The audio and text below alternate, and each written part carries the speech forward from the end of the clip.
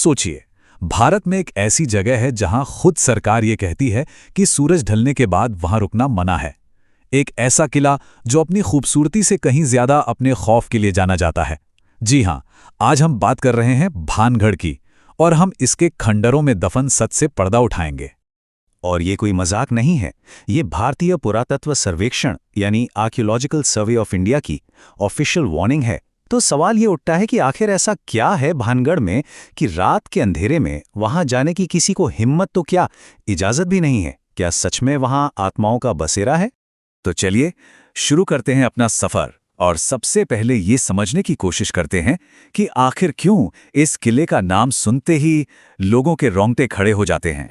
कहते हैं कि जैसे ही कोई इस किले की दहलीज पार करता है, एक अजीब सी एक भारीपन, एक बेचैनी उसे घेर लेती है।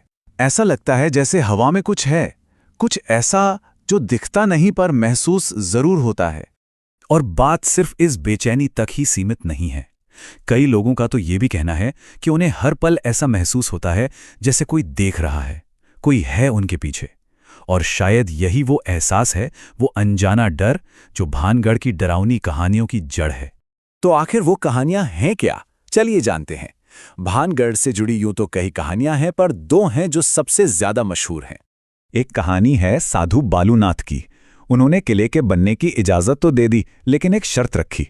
शर्त ये थी कि किले की परछाई उनके घर पर कभी नहीं पड़नी चाहिए। और जब ये शर्त टूटी तो उनका श्राप पूरे भानगढ़ को ले डूबा। और फिर दूसरी कहानी है राजकुमारी रत्नावती और एक तांत्रिक की। कहते हैं कि वो तांत्रिक राजकुमारी के प्यार में पागल था और उसने काले जादू से उन्हें पाने की कोशिश की, लेकिन राजकुमारी को सब पता चल गया और उस तांत्रिक का अंत हुआ एक ऐसे श्राप के साथ जिसने इस पूरे शहर को वीरान बना दिया।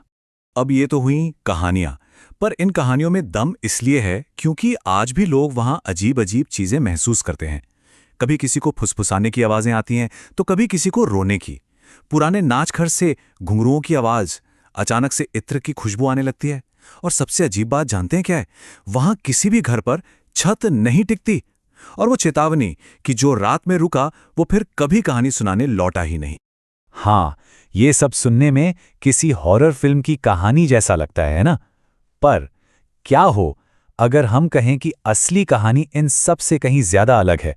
क्या हो अगर भानगढ़ की तबाही का राज किसी श्राप में नहीं, बल्कि इतिहास के पन्नों में छिपा हो?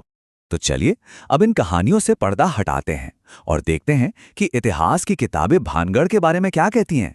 सबसे पहली बात, इतिहास ये साफ करता है कि भानगढ़ एक रात में वीरान नहीं हुआ था।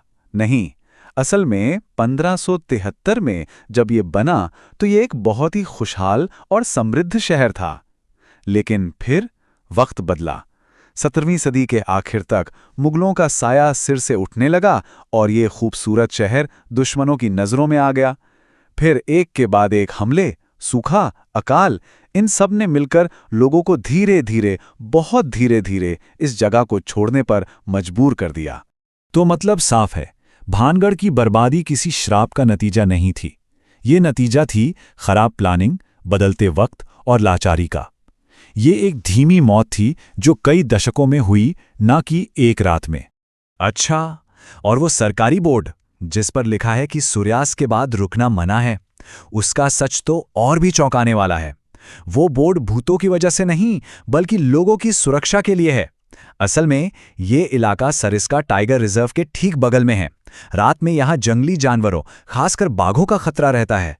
ऊपर से न कोई लाइट, न कोई सिक्योरिटी, तो ये बस एक सेफ्टी प्रिकॉशन है। ठीक है, मान लिया, इतिहास ने श्राप की थ्योरी को गलत साबित कर दिया। पर उन फीलिंग्स का क्या? वो जो बेचैनी है, वो जो डर का एहसास है कि कोई पीछा कर रहा है, क्या वो सब बस लोगों का वहम है या इसका भी कोई और जवाब है? शायद नहीं। और इसका जवाब हमें मिलता है साइंस में।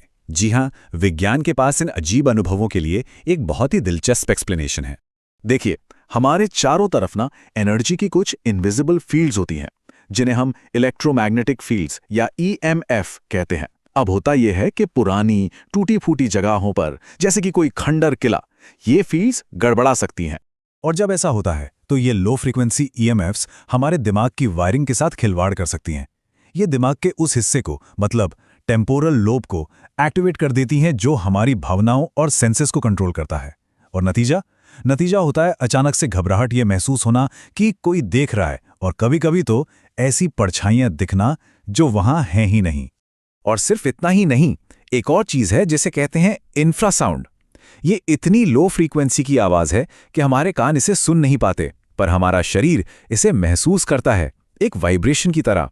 और स्टडीज ये बताती हैं कि इंफ्रासाउंड की वजह से इंसान को बिना किसी कारण के डर, उदासी और यहां तक कि ठंड लगने जैसी फीलिंग भी आ सकती है। अब जरा सोचिए, भानगढ़ जो एक घाटी में बना है, उसके टूटे-फूटे महल और गलियारे, जब वहां से तेज हवा गुजरती होगी, तो क्या वो प्राकृतिक तौर पर इंफ्रासाउंड और ईएमएफ नहीं पैदा कर सकती?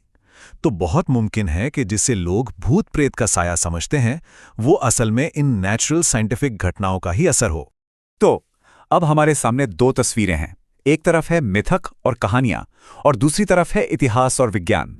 कहानियां कहती हैं कि एक श्राप ने रातों रात सब खत्म कर दिया, और आज वहां आत्माएं भटकती हैं, इसीलिए रात में जाना मना है। लेकिन हकीकत क्या कहती है? हकीकत कहती है कि शहर धीरे धीरे उजड़ा। वो अजीब एहसास ईएमएफ और इंफ्रासाउंड का नतीजा हो सकता है, और रात में एंट्री इसलिए बंद है ताकि जंगली जानवरों से बचा जा सके। तो असली राज क्या है भानगढ़ का? क्या यह सिर्फ एक दर्दनाक इतिहास है जिसे लोगों ने अपनी कल्पना से और भी डरावना बना दिया, या फिर विज्ञान की पहुंच से परे भी वहां कुछ है जो आज भी एक अनसुलझी पहेली है? शायद सच इन दोनों के बीच में ही कहीं है, पर हम आपकी राय जानना चाहते हैं। आपको क्या लगता है, भानगढ़ की कहानी के पीछे श्राप है या विज्ञान? नीचे कमेंट्स में हमें जरूर बताएं।